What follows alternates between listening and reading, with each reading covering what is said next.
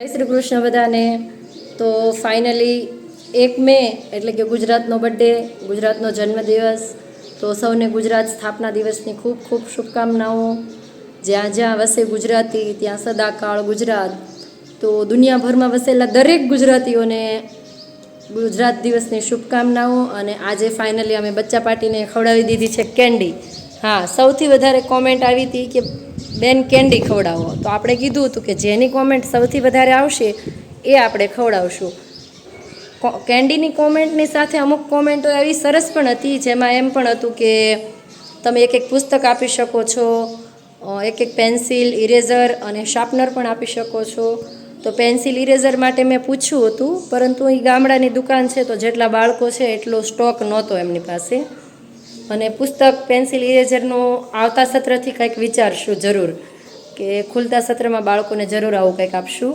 અને અત્યારે તો બાળકોને કેન્ડી ખવડાવી છે અને એમનો વિડીયો હું તમારી સાથે શેર જરૂર કરું છું.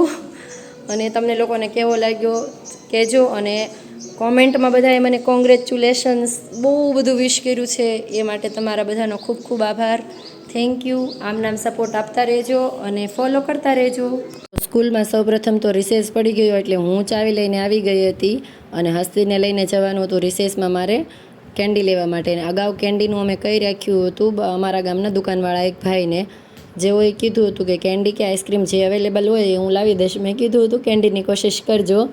અને ત્યારબાદ 2 બોક્સ લઈને આવી ગયા હતા કેન્ડીને. બધા બાળકોને ગોળ બેસાડી દીધા હતા. કાલે પરિણામ આપી દીધું હતું એટલે આજે બાળકોની સંખ્યામાં થોડો ઘટાડો જોવા મળ્યો હતો. વચ્ચે રસ્તામાં મળતા બાળકોને અમે ખેંચીને સ્કૂલે લાવતા હતા કે ચાલો ગુલ્ફી ખાવાની છે એમ કરી અને સ્કૂલે લઈ આવ્યા હતા. અને બાળકોને પણ મોજ પડી ગઈ હતી. અને સાથે અમે બધા શિક્ષકગણે પણ કેન્ડી ખાધી હતી. અને બચ્ચા પાર્ટી સાથે કોઈ પણ વસ્તુની ઉજવણી કરો એટલે મોજ જ હોય છે. અને આ બચ્ચા પાર્ટીને હવે સમર વેકેશન પડી રહ્યું છે તો મોટેરાઓને પણ ખાસ સૂચના કે તમે લોકો આગળ આ લોકોને ફોન કે સ્ક્રીન આપવાને બદલે અલગ અલગ એક્ટિવિટી જરૂર કરાવજો. તડકા પડી રહ્યા છે તો સ્વાભાવિક છે ઘરની બહાર ઓછા જાય, પરંતુ ઘરની અંદર રહે એનો મતલબ એમ નહીં કે એમને ફોન કે સ્ક્રીન જ બતાવવા. તેમની માટે દુનિયાભરની સોશિયલ મીડિયામાં તમને એક્ટિવિટી જે મળી રહેશે. તો મોટેરાઓ જે ફોન અને સ્ક્રીન વાપરો છો તેનો સાચો ઉપયોગ કરી અને તેની માટે એક્ટિવિટી સોશિયલ મીડિયામાંથી કાઢી શકાય છે. અને બાળકો જો કેટલા ડાયા છે, તેઓ પોતાનો કચરો એક જ થેલીમાં નાખ્યો હતો. અને મારી સ્કૂટીમાં આવો કઈ રીતે ડાઘો પડી ગયો અથવા એક ગોબો પડી ગયો હું તમને આગળના વિડીયોમાં જરૂર જણાવીશ. અને આ છે નાનકડી રીંજલ, જે આવતા સત્રથી બાલવાટિકામાં અમારી સ્કૂલમાં ભણવા આવવાની છે. પરંતુ ઉત્સાહ કેવો છે! વેકેશન હજી ખુલ્લું નથી, વેકેશન હજી પડ્યું નથી, ત્યાં તો સ્કૂલ ડ્રેસ સીવડાવી લીધો છે. 2 ચોટલા લઈને રોજ 2-3 દિવસથી શાળાએ આવવા માંડી છે. અમે પણ તેને ના કહી, કારણ કે આવતા સત્રથી તેમને બાલવાટિકામાં આવવાનું જ છે.